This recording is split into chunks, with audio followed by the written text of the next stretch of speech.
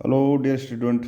आइए आज हम लोग सूफी सिलसिला या परंपरा के बारे में सीखते हैं, जानते हैं।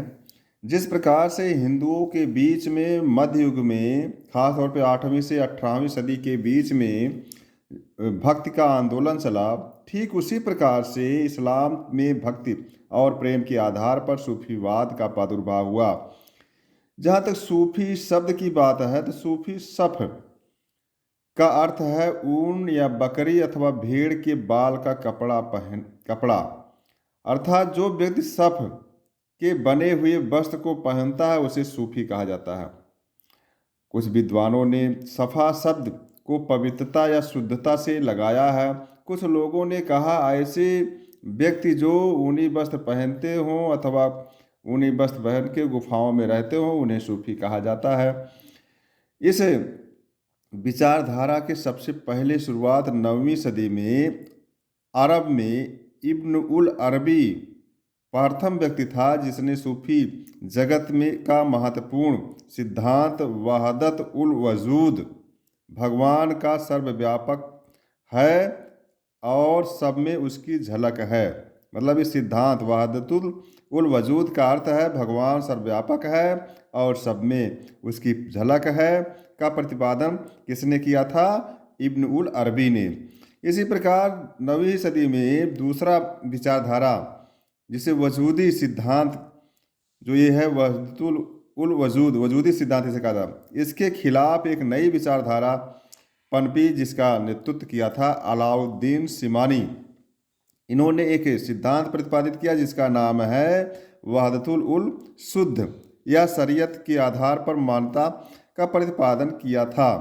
अब प्रत्येक सूफी, जो भी सूफी, चाहे वह वहदतुल वजूद हो चाहे वहदतुल उल शुद्ध हो, दोनों को कई अवस्थाओं से गुजरना पड़ता है। जैसे उपदियत, उपदियत मतलब बंदगी करना, दास्ता पूजा, ईश्वर के प्रति समर्पण, मतलब उपदियत ईश्वर अल्लाह जिसको मानते हैं आप उसको उसकी दास्ता में रहना, उसकी पूजा करना, उसकी बंदगी करना, यही उपदियत है। शरीयत क्या है? इस्लाम धर्म के सबसे पवित्र ग्रंथ क्या है? कुरान, हदीस, इज्मा, इन सब में जो है विश्वास रखना, उसके द्वारा बताए गए मार्ग पर चलना। तारिकत क्या है? तारिकत सूफीवाद या तसव्वुफ ईश्वर का आध्यात्मिक मार्ग है।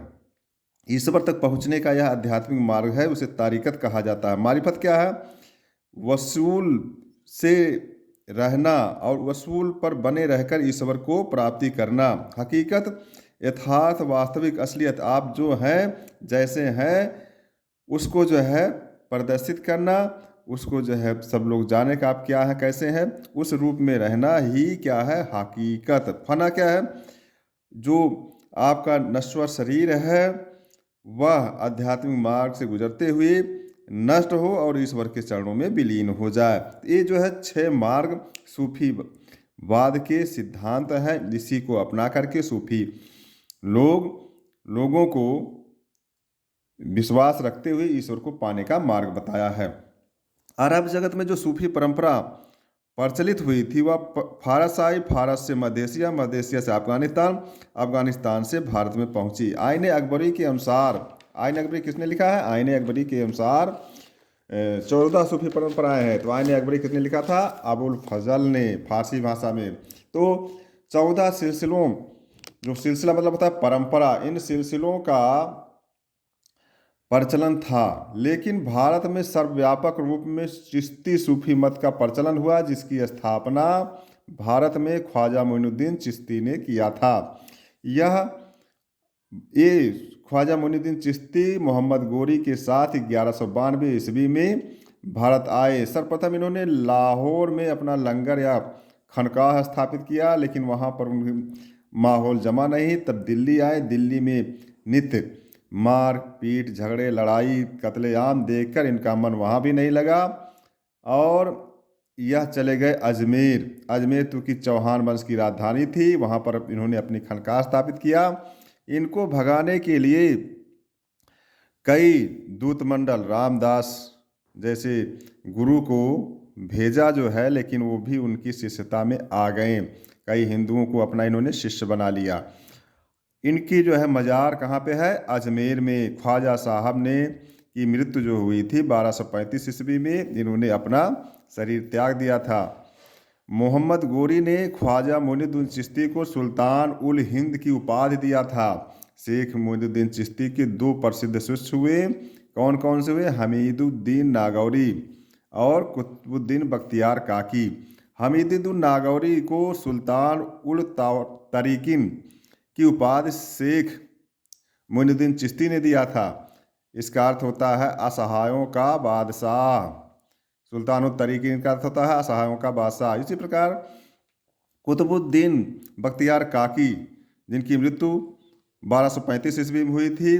बख्तियार का अर्थ होता है भागबंधु, काकी का अर्थ होता है रोटियां बांटने वाला। ये कुतुबुद्दीन ऐबक के समकालीन थे। इन्हीं के स्मरण में ऐबक ने कुतुब मीनार का काम शुरू कराया था और इल्तुतमिश ने पूरा कराया था। तो दिल्ली में कुतुब मीनार की स्थापना कुतुबुद्दीन बख्तियार काकी के स्मरण में कराया गया था। बख्तियार काकी ने ही बाबा फरीदुद्दीन मसूद गज ए शकर को चिश्तिया संप्रदाय में दीक्षित किया था। बाबा फरीद की मृत्यु 1265 ईस्वी में हुई थी।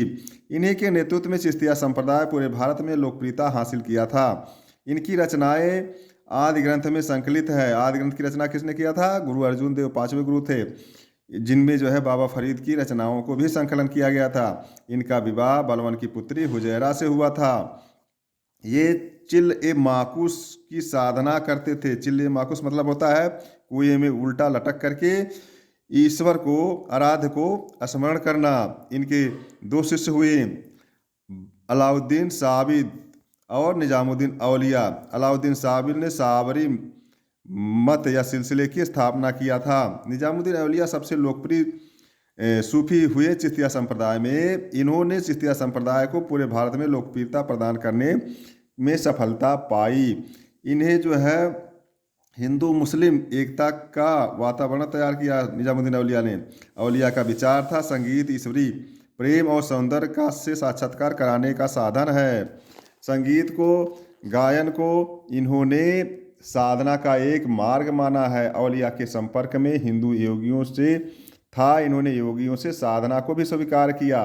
मतलब इस्लामी परंपरा में साधना को स्वीकार करना, संगीत को स्वीकार करना, और ऐसी ही अनेकों परंपराओं को इन्होंने इस्लाम में लेकर आए। औलिया ने दिल्ली के 7 सुल्तानों का शासनकाल देखा था। इन्होंने हुजूर दिल्ली दुरस्त किसके लिए कहा था? कब कहा था? जब गयासुद्दीन तुगलक बंगाल विजय से वापस लौट आ रहा था। इन्होंने आदेश दिया निजामुद्दीन औलिया को कि हमारे दिल्ली पहुंचने से पहले सुल्तानों द्वारा दिया गया धन वापस कर दीजिए, अन्यथा दंड पाने के लिए तैयार रहिए। तो औलिया ने कहा हुजूर दिल्ली दुरस्त, और दुर्भाग्य रहा कि गयासुद्दीन तुगलक दिल्ली पहुंचने से पहले मर गया। औलिया को महबूब इलाही, ईश्वर का प्रिय और सुल्तानुल औलिया, संतों का राजा भी कहा जाता है। ये ऐसे सूफी संत हुए जो अविवाहित थे। बाकी सूफी संत विवाह करके गृहस्थ जीवन में रहते हुए ईश्वर की साधना करते थे, ईश्वर को प्राप्त करते थे। निजामुद्दीन औलिया के 2 शिष्य हुए, अमीर हसन देहलवी और अमीर खुसरो। अमीर खुसरो बहुत विद्वान थे। ये सूफी संत निजामुद्दीन औलिया के बहुत चहेते भी थे। इन्होंने तबला, बीड़ा और तंबूरों को मिलाकर तबला का आविष्कार किया और कव्वाली जैसी गायन विधा को शुरुआत किया। इन्होंने कव्वाली गा करके सूफी मार्ग को अपना करके ईश्वर की साधना करते थे। सुबह शाम समा बांटते थे औलिया के खनकाह पे। तो यह परंपरा जो है इन्होंने शुरुआत किया था। और अमीर खुसरो बहुत विद्वान थे। इन्होंने तारीख अलाई, तुगलकनामा, आशिका जैसे महत्वपूर्ण फारसी उर्दू के ग्रंथ लिखे हुए थे। हिंदी के खड़ी बोली की रचना करने वाले भी पहले सूफी संत हुए हैं। चिश्तिया संप्रदाय में परंपरा में अन्य सूफी संतों ने भी अपना योगदान दिया। जैसे बुरहानुद्दीन गरीब, ये औलिया के शिष्य थे। दक्षिण भारत में दौलताबाद में इनकी खनकाह है, वहाँ पर प्रचार किया था। शेख हुसैनी घेसुदराज बमनी राज में सूफी मज़ चिश्तिया संप्रदाय का प्रचलन किया था। शेख सलीम चिश्ती फतेहपुर सीकरी में खनकाह स्थापित करके इन्होंने सूफी चिश्तिया संप्रदाय के प्रचार प्रसार किया था। इनके बारे में कहा जाता है ये 24 बार मक्का की यात्रा किया था और 10 वर्ष मक्का में रहे भी थे। इन्हें शेखुल हिंद भी कहा जाता है, शेखुल हिंद भी कहा जाता है। इस सिलसिला परंपरा में अकबर भी अनुयायी था, जो अजमेर दरगाह किसकी है? ख्वाजा मोइनुद्दीन चिश्ती की। यहाँ पर 10 बार अकबर जियारत करने के लिए गया था। शेख सलीम चिश्ती से अकबर प्रभावित था।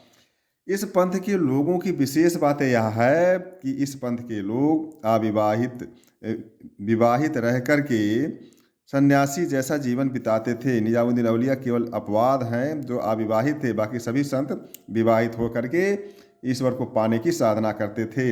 इसी प्रकार से सुल्तानों से दूरी बनाकर रखते थे चिश्तिया संप्रदाय के लोग और गरीबी में अपना जीवन बिताते थे। इस प्रकार से जो भी दान दक्षिणा पाते थे, गरीबों असहायों को दान करके स्वयं एक वक्त की रोटी पाने का ही साधन अपने पास रखते थे।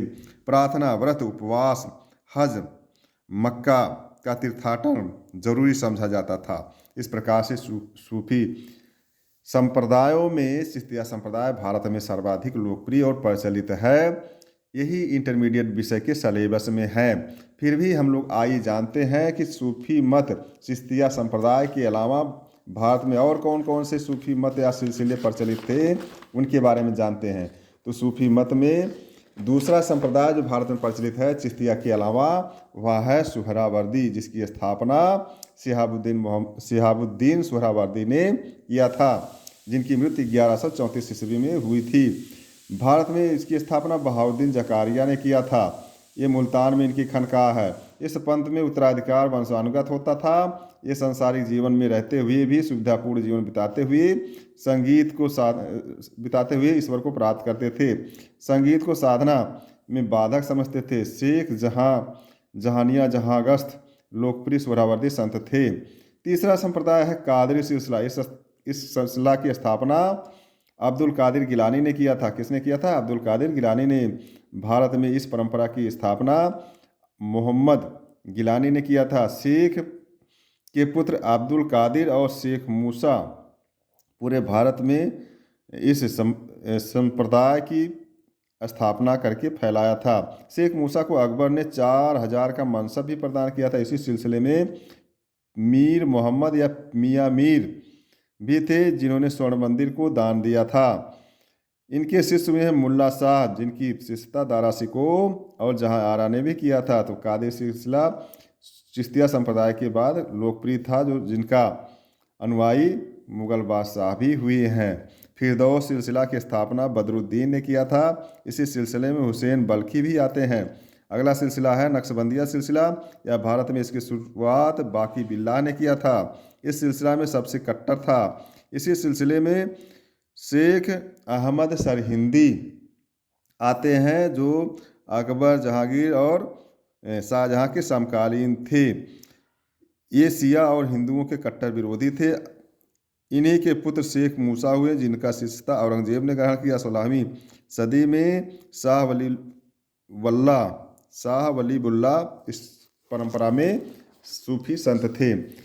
छठा सिलसिला है कलंदरिया। कलंदरिया सिलसिला की स्थापना निजामुद्दीन कलंदर ने किया था। निजामुद्दीन औलिया के शिष्य थे। कौन? नजमुद्दीन कलंदर निजामुद्दीन औलिया के शिष्य थे। इन्होंने ही कलंदरिया संप्रदाय की स्थापना किया था। मदारिया सिलसिला, इसकी स्थापना बहाउद्दीन मदार ने किया था। सत्तारी सिलसिला, इसकी स्थापना अब्दुल्ला सत्तार ने किया था। इसी परंपरा में शेख मोहम्मद गौस आते हैं, जिनका संबंध अकबर से था। कुछ शब्दावलियाँ आती हैं सूफियों में। खनकाह क्या है? खनकाह सूफी संतों के रहने का स्थान है। इसी स्थान पर रहते हुए सूफी संत नित्य सुबह वंदन, शाम की प्रार्थनाएं करते थे। रहना खाना आदि नित्य क्रियाएं भी खनकाह पर ही होती थी। एक और है कश्फ उल महजुब नामक पुस्तक सूफी संतों में अली बिन उस्मान हुजवीरी, जिनकी मृत्यु 1071 ईस्वी में हुई थी, ने किया था। मतलब कश्फ उल महजूब पुस्तक की रचना अली बिन उस्मान हुजवेरी ने किया था। यह सूफी विचारों का संग्रह है। एक और पुस्तक का नाम है मलफूजात, सूफी संतों और शेख निजामुद्दीन औलिया से बातचीत का संग्रह है, जिसे अमीर हसन देहलवी ने किया था। अमीर हसन देहलवी की रचना है मलफूजात। मुलफुजात, शेख अमीर हसन देहलवी की रचना है मुलफुजात। या सूफी संतों और निजामुद्दीन औलिया की बातचीत का संग्रह है। मकतूबात, मकतूबात सूफी संतों और अनुयायियों के पत्रों का संग्रह है। तज़किरा, तज़किरा सूफी संतों के जीवन का चरित्र का वर्णन कहा जाता है। मियाँ खुर्द गिलानी कृत सियार उल औलिया, निजामुद्दीन औलिया का जीवन चरित्र किसने लिखा है? मीर खुर्द गिलानी, मीर खुर्द किरमानी ने लिखा है। सियार उल औलिया मीर खुर्द किरमानी ने लिखा है। यह निजामुद्दीन औलिया का जीवन पर चरित्र है। अब्दुल हक मुहद्दिस, अब्दुल हक मुहद्दिस देहलवी कृत अखबार उल अखयार भी जो है तज़किरा, महत्वपूर्ण तज़किरा का अर्थ होता है जीवन चरित्र। इस प्रकार से हम लोगों ने भक्ति और सूफी परंपराओं को सीखा, समझा, जाना।